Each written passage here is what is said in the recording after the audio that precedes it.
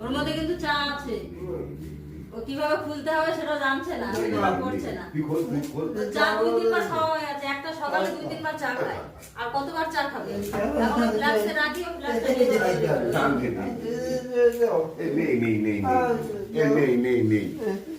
তুই ঢাল না দেবে না। পর পর পর পর পর পর পর চলো যা। চা দেবে না ওর, ও হেভি বদমাইশি করে সারাদিন। যা চা বানিয়ে খা, চা বানা, বানিয়ে খা। এক হাঁড়ি চা বানা, বানিয়ে সারাদিন ধরে খা।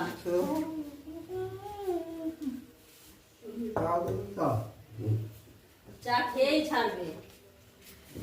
চা চা কতবার খাবি আর চা? চা না দেওয়া পর্যন্ত তো আর ছাড়বে না। একটু দিই। যত সময় চাটা না দেবে তত সময় দাদা ছাড়বে না। ছাড়বেই না, ফেলতেই থাকবে। যেখানে যাবে সেখান থেকে ফেলতে ফেলতে নিয়ে দাঁড়া দাঁড়া দাঁড়া, জিনিস পাইল করতে দে। ও আবার লিকার চা খায় না। ও বাবা রে, ও আবার লিকার চা খায় না, সঞ্জয় দুধ চা খায়।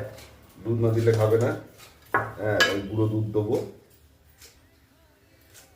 গুঁড়ো দুধ দিয়ে চাটা বানিয়ে দিচ্ছি। কবার চা খেয়েছে জিজ্ঞাসা করো তো। এই কবার খেলি এই নিয়ে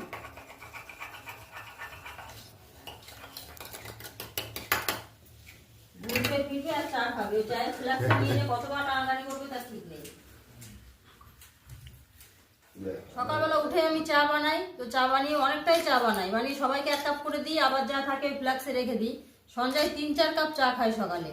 যে যখন খাবে তখন তো খাবেই, আবার ঘুরে ফিরে আসবে আর ফ্লাক্সটা নিয়ে টানাটানি করবে, না দেওয়া পর্যন্ত ছাড়ে না। সে আমি যে কাজ করবো সেখান থেকে টেনে নিয়ে যাবে, নিয়ে দিতে বলবে। আবার এখন তো দেখি মাঝে মাঝে নিজেও খুলে ফেলে, মুখটা পুরো খুলে ঢেলে নিয়ে চলে যায়।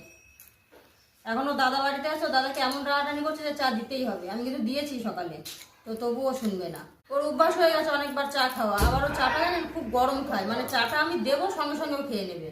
আমরা ওই একই সঙ্গে চা নেবো, নিয়ে আমরা খেতে পারবো না, ওর চা খাওয়া হয়ে যাবে। প্রচণ্ড গরম খায় চা, ও অভ্যাস হয়ে গেছে, অনেকবার খায় তো কোনো অসুবিধা নেই।